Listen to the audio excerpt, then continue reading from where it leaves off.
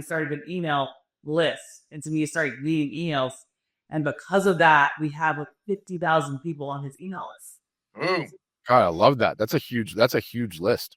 The emails are the only thing that we own, you guys. You know, is terrible as a thing it is to say, because it's like everything else is rented land. One of the things that I have planned in 2026 is an MMA tour where I go to all of the art colleges across the United States and beat the hell out of every professor that's in there.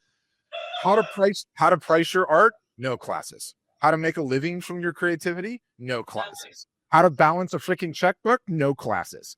I was ad nauseum about the greats and history and all the periods, and then a whole big class called Good Luck on how to actually make a life out of it.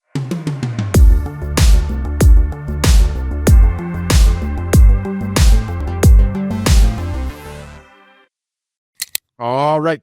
Coming up on today's edition of the Art Marketing Podcast, we have I think you guys are the first husband and wife combo team operation.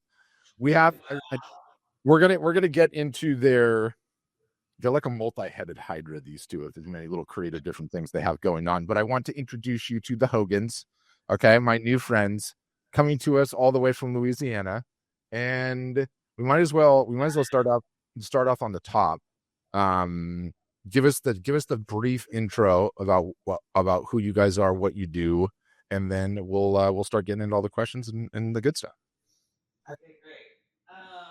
So we are in Louisiana, and there's a big film industry here. So Aaron and I actually make movies together, and we've been doing that for about 12 years. We started as short films in 2012, and we've been making shorts, and we made our first feature that was released on Amazon in 2023 called Days of Daisy. And so, but we are creators in our own, outside of filmmaking, we both have our own creative modalities. He is a photographer by trade. Do you want to talk about that? Yeah. So I started I Wander Photo in 2002 as a student at LSU when I was attending in Baton Rouge. 24 years later, I shoot weddings and portraits and a lot of commercial marketing prep shoots and headshots, loads and loads of headshots. Creative stuff, I do little projects here and there. Underwater is a big thing. I shoot portraits of dancers and even actors underwater. And I love working with people in all capacities, bringing out their inner colors and lights, and just wowing and delighting them. To be honest, I'm what you call a workaholic people pleaser. So I'm a recovering workaholic. I think I found a new passion, maybe pickleball, and so that's a strength. I have free time for the first time in about 2 decades. So that's what's going on. Yes. And because of my acting career, I spent most of my life acting, singing acting. I started an acting school here in Louisiana called Love Acting. So for film acting, and so we had that, we built a studio. There's Kyrie on the bottom. We have acting studio on top. We live in the back portion of it, and it's supported by salon suites so that we rent out people underneath it. And then there's offices in the middle where our staff work. So we have a kind of a complex that is a art hub for our city in Baton Rouge. I mean, you want to talk about multiple different revenue sources. That I was so dead on with the Hydra, I didn't even realize that live in the back, offices in the front, and rent the suites out. You're doing acting. You're both doing filmmaking. She's teaching a school. You're a commercial photographer. Now she's painting too. This is what I'm talking about when I say I've never met a revenue source I don't like as long as it's legal. I mean, we like to make stuff. Yeah, amazing. And so, okay, so you guys met somewhere along the way of the whole acting, filmmaking thing, got married, been together ever since, been traveling the world, both just creative types. I got to ask you, what in the wide world of sports brought you to art storefronts? I'm dying to hear how you guys found in this whole thing. Well, I started painting and didn't know how to sell a painting or anything like that. Mm-hmm. And art storefronts popped into my Instagram, and I thought, wait, what is this? So I started following along, and I talked to a few other artists who y'all recommend that I come to, but also a few friends who were also using art storefronts as their website and their modality to kind of sell art. And what's so cool about art storefronts, they show you how to sell art, like through all the tools that they offer you, all the webinar they offer. We had Aaron's photography as a part of what we sell, but we've never really pushed it out into the world. And so I thought it needed its own push in the hot arts. Art storefronts has been an action for us to be able to really say, okay, this is Hogan art. This is what we're creating. So I started an LLC that was just for Hogan art. His prints, my prints, and it's just for the actual physical art really sell. Amazing. And I don't even want to, you just give me a quiver saying started a new LLC. I don't even want to hear about how many LLCs you have. Okay. Normally, yeah. Yeah. Normally my line, we were talking before the thing started, and Aaron's like, yeah, I've got 4 dogs. Normally my line is like, websites and LLCs are like dogs are like kids. You don't want to babysit 3 or 4 of them. They actually have 4. You just want one. Well, 2-dog household.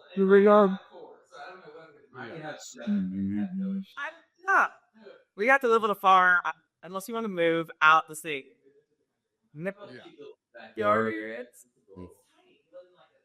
Party time. But you know what I love, and you guys probably wouldn't know this because you haven't heard it, but it's like I get so many people that come in, and for those that are watching, not listening on the podcast, I'm showing off the Hogan's website here, which they call Hogan Art. And the commodity of the land that we live in today, in today's and age, is just attention. He who has the attention wins. Those that don't. And so I love that you didn't bifurcate. Like, you guys are 2. You're this creative story. Your story is just as important as the art. I know there's a story behind the Jesus pieces, and I know Aaron's got everything going on with his photography and everything else. But it's better to be under one roof and just work at it in a combined fashion, especially when it's not some sort of co-op gallery, because those never work. But husband and wife is easy, because if one person does all the marketing, it's easier for the married spouse to take revenge in other ways. And so it just works, right? You can't do that in a co-op gallery. But I love that you guys are doing that. I love that you're getting started with that. You guys are both completely rocking on Instagram. I know Instagram is, like, without question, the most important platform for selling art online. And I'd be very curious. I mean, I guess is a majority of this following? So you're at, or Aaron rather, you're at 22. I thought you were ever. You're at 22,000, and Jency, you're at 37,000. Is a majority of this from the acting? Is that how that audience started, or how did it go? Yes. So over time, we have invested lots of time. There's been seasons of ups and downs of how much time we invest in Instagram. Sometimes we're making stories and doing reels for Aaron's business, every 3 days, and we're really doing it. And over the years, he started a long time ago too. This was not like yesterday doing Instagram. I've been in charge of social media where I wandered for a long time. So because he's out doing the craft of photography, I have been focused on my Instagram, and that is a part. It's like how to almost a full-time person looking at your Instagram, trying to how you're going to promote the weddings and the portraits and the underwater photography. So that's been my kind of, and so yes, it's through, I think, the popularity, being in a smaller city where we are like our hub, and there's just so many people that are following along because they had test print with us through a wedding or a shoot or something. They've come across us, and that through time, Eric was smart when he first started an email list, and so we started reading emails, and because of that, we have like 50,000 people on his email list. Ooh. God, I love that. That's a huge list. It's 45 something now, because he wants to try, which I really wanted to be close to 5,000, to be honest, because I really only want the people that want the emails. Yeah. But still, it's the emails are the only thing that we own, you guys. Is terrible as a thing it is to say, because it's like everything else is rented land. You could get smoked and walk out of Instagram tomorrow, and they can be like, "Sorry, send an email to we don't give a damn at customer support, and we'll get back to you." Never, right? So, like, the email it's the one currency of the land that we have left. So the fact that you have 50,000 is amazing. I'm just trying to process this all in my head, because you guys have such a menagerie going on with all of these various different things. One of the things that I think, like, I've been doing this a long time, right? And, over the course of the years, we probably had, 20,000 artists cycle through our storefronts. I get to see all their data. So the amount of rabbit holes that I've been down and like individual stories have gone down is amazing. And what everyone usually normally gets wrong is that they think art sales are fundamentally a meritocracy on the quality of the work, right? Like 100%, how good is the work, right? If you're Aaron, if you're a photographer, how good is your outside landscape travel photo versus everyone else's, right? Jency, or how good are your Jesus paintings versus someone else? And it's important, but I swear, I think I used to say it's 50-50 because it's a good marketing buzz line. I actually think it's 60-40 or 70-30 the other direction. 70% of it is who is the artist? What is their story? Are they dog people or cat people, right? Are they parents? Are they not parents? Or do they like white wine? Are they teetotalers, right? Like, where do you live? What do I have in common? How can I get bonded to these people? And it's fundamentally almost more important than the quality of the art in a lot of instances, because we like doing business with people we like, right? Like, not such a surprise. And the reason I bring that up is because you guys have so much personality going on in this menagerie. I mean, it's absolutely ridiculous, and I've taken the time to like browse Instagram a little bit, and there's paintings and there's stories and there's kids and there's cameras and there's lighting and there's photo shoots. There are these two traveling around. I mean, I'm just trying to think in my head how we combine all of this and just do some storytelling and just continue growing, the Hogan art empire. I would be dying to know, like, how do things shake out from a revenue standpoint? And you don't have to go into specific numbers, but like back of the napkin percentages of like, how you guys are making a living. What does it look like with all these disparate elements? I'd be very curious to hear that. I'm sure the audience would too. I think my was no thing. There is, yeah. My business is photo and video. I do commercials for businesses, which the commercials probably makes up. Commercials and in wedding photography make up the majority of all of our income. Everything else, headshots, is like a second tier. And then beyond that, just windows and windows. I teach classes. I teach photography classes, which I actually think I love more than any of it. Love seeing people spark and like the ideas generated in them, and then they get the concepts of what I'm teaching. So that's like probably a low dollar amount, but I love that probably the most.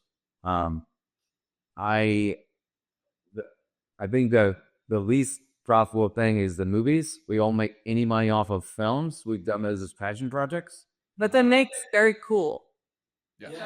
We have to do those. It's almost like This like the we make a movie every year, and that people are looking forward to that and coming through the other things that we do for work. They're looking for what are we doing on next? What are you doing right now? What projects are y'all working on? Oh, Aaron's doing Underwater. Oh, that's so cool. What's going on with that? Oh, we're making a movie about this. So just that process, people are intrigued with the creative part, even though the money part kind of is it comes back to us, because the coolest factor within the city is like, oh, the Hogans are the most artistic. If you want good photos, if you want a great wedding thing, go to them because they're the most creators. Yeah. Creative couple we have in this area. Perfect. Yeah, it trickles to that around.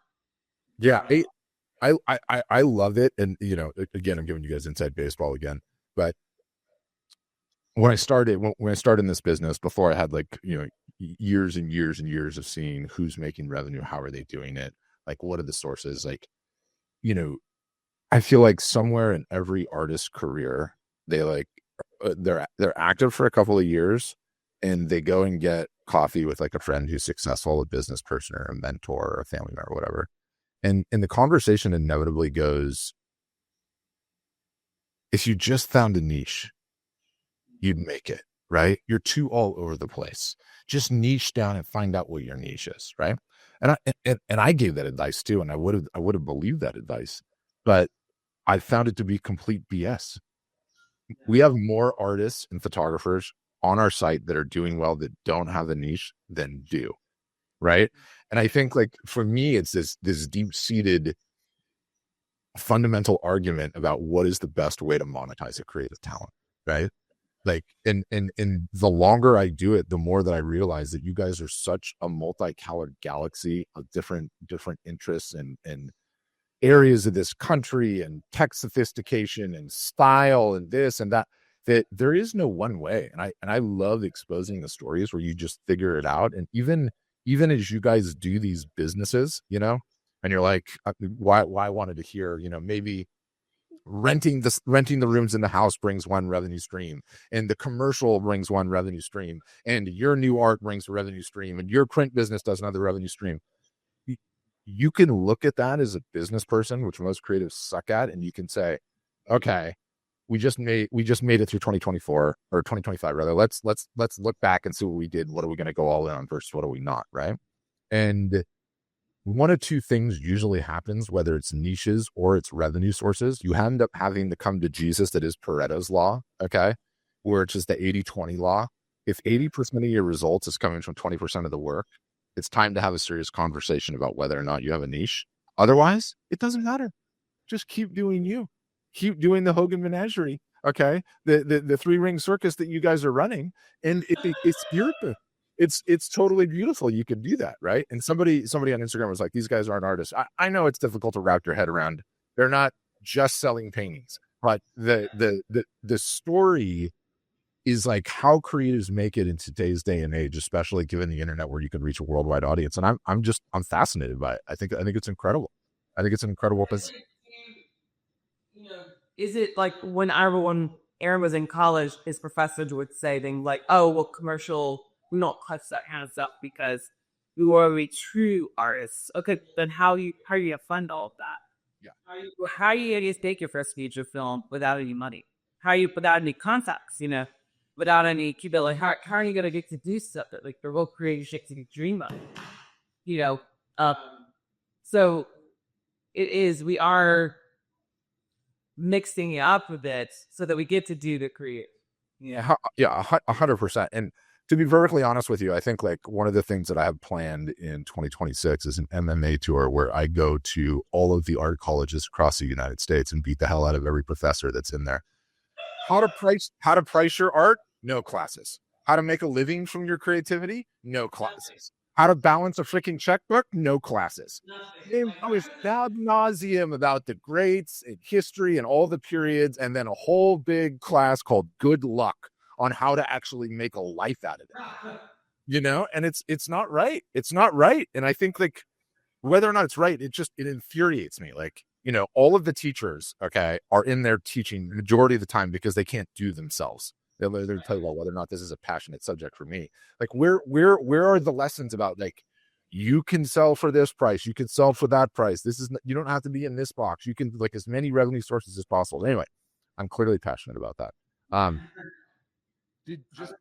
Holy Kibo, I finished OSU photography class with, it still does photography to this day.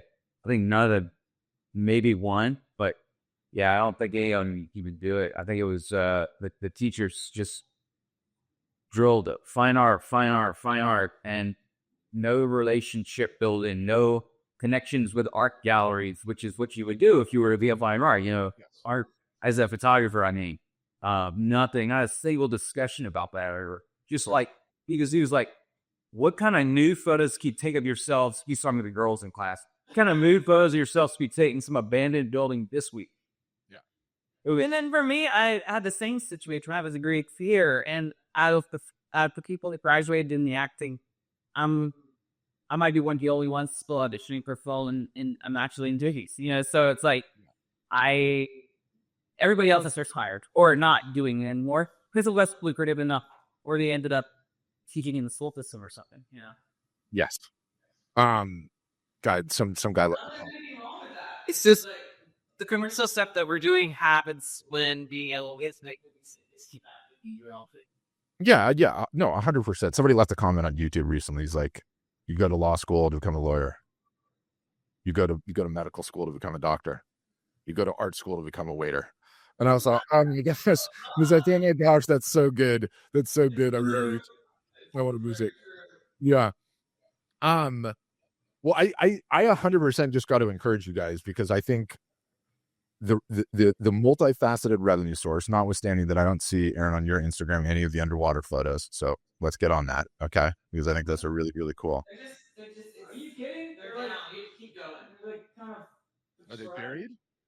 Oh, The first one pinned is. The first one pinned is. I take it back. Do you scuba dive to get these, by the way? Dude, that was so yeah. You can see in the video. This is a commercial I did for my own business showing that it multifaceted is water. And I'm sorry for everyone that's watching this. I am well aware that you have to crane your head to be able to see this correctly. It's just the orientation. Yeah, for our clients, even if that takes us underwater. Let's say make it's so hard to see in that modality. But I think the underwater photos is a very, very cool niche. Quick tangent. So you guys did, and I'll play this on regular. You guys did a whole entire month in Santorini, which I love. Oh, and then I know what I want to get to next. Did you go to that all black rock beach? It's like on the backside of it. Yeah, isn't that like the most magical spot a little bit away from tour? You got that little beach bar on the left, and then you just have that whole little like cove. I mean, terrible on the feet. Terrible on the feet. Say it's called Lahada. It's Lahada Beach. It's we were there 3 times. We went everywhere. It's by this Very small. big. Yeah, very small. That's what I've heard. But when I heard a month, I was like, "What did you do for a month? Like 3 days, sunset at beach in the back, cold runs, fifth." And made real friends that we could go visit any cup of wine. The locals were like, come in here, because they were like, what are you doing here for a month? I mean, with my grandmother, come learn stuff with me. Oh my God, it was the best experience. We didn't do anything hardly. So that was the goal. We're so used to traveling at the fast pace, and we were over it. we don't remember any of it whenever we shell fast. Yeah. Slower the roll, the more you get in phrase. Jency knew this all along. This was always the one that's like, go, go, go. But so the 3 or 4 function, it's just BS, to be honest. That face is the American face. And I honestly, I don't like it anymore. I think that we're already thinking about our next month trip to Greece. Again, Greece is so, yes. People. The people are amazing. Oh my gosh. The minute you get out of the hustle and bustle of the United States and then you get a little taste, you're like, I don't want to go back. And then inevitably we do because of bills. Eating money where I have a hand pan, like one of those metal drums. I was like, Jesse, what did we got like lunch money for the day through me hand banding, eat dancing? And then we had to do it once. I played and made some friends. They hung out with us while I was playing. We did a photography. We didn't ask them for money. I probably should have. But that'd be we didn't put the hat on. Get entertained with it. You were so in the lifestyle, into that matrix that you were ready to go full busker with the hang drum and just have it out. Amazing. Shifting gears. So when did you guys sign up? How hard have you been working on the marketing ish or what? Business of our hustles, it's an abrupt start. We signed up maybe 4 months ago and just started launching my right now. Yeah, you're just getting going. Whoever built did you build the website? Did you populate the website with text or was it us? Oh God. Somebody on my team was going to get smoked. We got huge typos on the About Me section that I found. So whoever did this, just tell me who it is on my team and I will track them down. It probably was Sir Jency's space. And Jency, actress and filmmaker, started painting Jesus the day after she lost her baby in the adoption after having him in their home and thinking he was hers for 3 months. She has not painted since junior high, and this has been quite the healing process. She will be sharing her Jesus painting with you. I saw that and I was like, we need to get this fixed. Okay, but independent of that, are we doing anything for Black Friday, Cyber Monday, and are we at least going to have a sale? You guys owe it to yourself to get something in the water, especially with the size of his email list. okay. That's the first email. We're having a little pop-up of few paintings of the Greece photos on September. So I'm going to do a giveaway and kind of launch the Hogan Art Best. That's not Cyber Monday. We do that from our photography business religiously, and it becomes a gigantic thing. But Repo's old photo galleries from people that is not the art photography. We need to do. I'm telling you guys right now to stop, knock off everything else. I wouldn't tell you if you didn't have the list and you didn't have the Instagram following. I think if I'm you and I'm your business advisor and I'm in there yelling at you two right now with the 4 dogs and the menagerie, you have a huge list. You have 2 big Instagram accounts. Okay. You now have a website that can sell this art for you, as well as whatever you have in inventory. To celebrate all of this, you're having a huge Black Friday, Cyber Monday sale. Get posts on Instagram, send the emails out, have the links in the store. Let's go. Giddy up. I mean, it's time. It's time. Yeah. The reason I say this is that, like, it's the biggest art selling time of the year, and it's not even close. Like, we have data going back 10 years now on this, and you just have to show up. Okay, this is the one time of year where you just have to show up. Like, we live in a consumer driven society, and all the advertising and all the chumming in the water and Amazon and all the billboards and all the radio, this deal and that deal, you're already starting to see them pop up in the emails, is no different than someone being in the back of the boat and throwing blood and guts in the water for the sharks. It whips us all into a buying frenzy. This is when the spending happens. This is when people don't look at their credit cards. And, like, look, if you guys had no Instagram followers and no one on the email list, I would say, like, look, just we'll get them next year. But you have that already. Like, that needs to happen. It's not that difficult. You're like, we have all the playbooks internally. You got to do that. Huge list. Let them know everything that's going on. Tell the people that the local thing is happening, and let's go. Giddy up. And I can't tell you about the other Instagram stuff you're leaving on the table, because I don't even want to pull your focus from how important it is to get that sale on the water. Not kidding. Just see sale. What is? It should like literally the minute that you can, you should launch it and get it in the water, because you want to kind of get ahead of all the rest of it. I mean, we used to live in a civilized world, okay, where we would all enjoy Thanksgiving with our families, okay, and all of this commercial nonsense would start the day after. But I'm a marketer. I could say this: we ruin everything. All it took was one marketer going, "You know what I'm going to do? I'm going to launch this thing week early and suck as much out of the ecosystem." And now Halloween ends, and you start getting it in your email. Black Friday, Cyber Monday deals. Yeah, and even You say Rowan, do you sale like tell us me right now? yes, and it just becomes a sale holiday, a sale vacation. It'll just keep going and going. So that's what I would say. It's like literally that important. After Black Friday and Cyber Monday, we will have another session where I need to show you some other Instagram tricks, because you guys are both over 10K. You both need to start a broadcast list, and there is another. I'll just tease this because it's insane.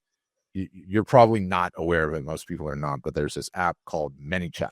Okay. And what ManyChat does is it integrates with your Instagram account, and it integrates with your Facebook account. And basically, anytime that someone sends you a message on Instagram DM, or anyone that sends you a message on Messenger, you can build little bots on the back end. Okay. That part's kind of complicated. That's not what I want you to think about. What's insane about it, okay, is the Instagram direct message box has anywhere from a 60 to 80% open rate. Okay. Makes sense. There's not a ton of competition. Almost everyone reads their messages all the time. 2 weeks ago, okay, ManyChat released a feature that allows you to one time essentially send this text message to anybody that follows you. Okay. And you can, so you guys, with your accounts at what, like 30 and 40, you're probably averaging 3 to 4 to 500 followers a week. So that's 3 to 4 to 500 messages you could be sending a week on autopilot with a 60 to 80% open rate. That's a big. Jesus, whatever you want to say, or whatever you get. Side. Dealer's choice. You just received the Happy Hudson's mystery box. Okay, what did I just call you, Hudson's? I'm so yeah, the Happy Hogan's mystery box. Click OK to choose your adventure, right? And then you could do all of these various different things in it. The thing that's just insane about it is, like, Instagram, especially as a platform, right? And Facebook's kind of dying. Instagram's the most important one. Instagram as a platform has all the buyers on it. It just does, okay? Because it's the hot app and everyone's using it all the time. Instagram doesn't want anyone leaving Instagram, okay? Which is why they don't let you link.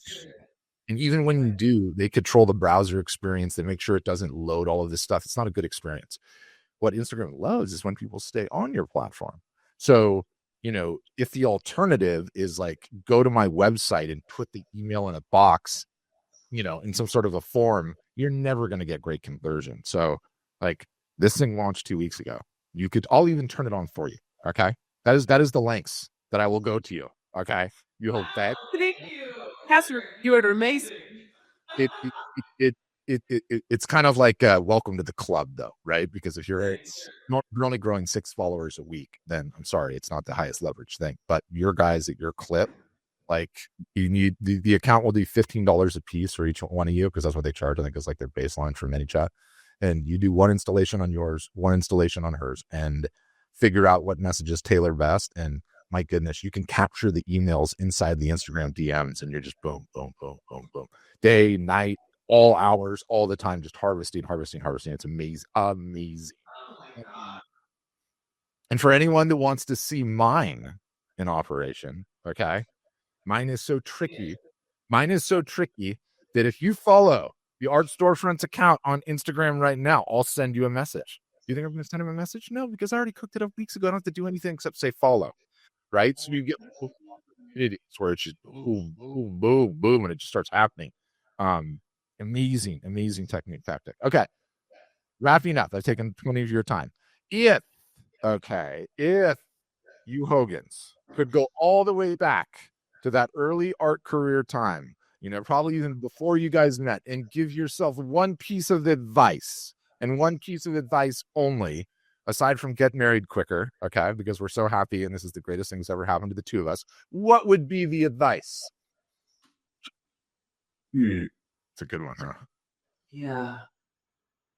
I think for me, I never intended to get a business degree. And I did not get a degree at all, just to be clear. I dropped out my senior year at LSU in photography and journalism. But I always despised the work that would have been involved in any non-creative classes. All I did was one of the creative classes. But I had suffered for 20 years on the lack of business knowledge because I did not go to school for business at all. And I did not network enough in college with business owners who talk to me about employees and being I think it's being a leader with vision and with passion, but with kindness. I had not that kind leader to my staff, and it's caused a revolving door of employees over 20 years. Ending relatively recent, wherever I decided to have a smaller company and not have as many staff members. So I think for me, it's degree in business, or at least I've taken 4 or 5 classes, including marketing, probably some kind of accounting type, business where I'm like dissecting P&Ls, and more networking during college instead of just thinking about creative shots to make. So I didn't utilize my college years the best way. I just grinded and did photos for people, and kind of stayed under the radar for a while until people started talking about me. That's it. That's great, Wes. For me, I would say so long as only an actress, maybe like 10 years of my younger years. And there was no way to cross over back then. You could do both directing and acting when I was growing up in LA. And they were kind of like going aside because that's the side of MBA. Well, now everyone is doing everything. And I would have probably wanted to go film school or be something like that. And I come off the acting a bit and said like, oh, I'm actually a really good director. Younger. So that would be the one thing I would find and diversified more. Kind of what he's saying, I would have diversified my space within filmmaking genres that I love and all the things. I was so like dead set being an actress. Like I'm barely an actress, movie an actress, that I didn't think about the filmmaking component until I turned 30. So I wish I would have started in my 20s learning more lawfully, going to the other side of the camera, learning more quicker. Yeah. I love it. I love the world that we live in today's day and age. You can literally there's no more gatekeepers on anything. Right. So you get to do what you want to do. Yeah. No, it's phenomenal. All right. I am going to include in the show notes for everybody that is watching this later, listening to this later, links to the Hogan 65 different entities under management, okay, which is multiple Instagram accounts, websites, link trees, other accounts. I highly recommend you follow these two. One, to see where this entire journey goes. Two, to participate in their upcoming Black Friday, Cyber Monday sale that should be in the water imminently. And then third, yes. And then third, to see their amazing inside ManyChat lead follow-up system, all of which I think you can benefit from incredibly. Jency, Aaron, thank you so much. Jency, fix the damn typo in the About Us section. Does it real quick. I don't want, when people go and see the website, I don't want getting blamed for this. Hard storefront getting complete basic typo. And You see a lack of attention to detail. no, I'm the worst. I'm the worst. Truth be told, when you have going down this tangent to make you feel better, okay, because it makes me feel better. When you like really screw up the copy in an ad, what happens is like the grammar Nazis would come out in mass. And because they just can't help themselves and have to leave these comments, it would charge up the engagement rate on the ads. And I would end up getting cheaper ad costs. So I'm not kidding. My company detail is terrible.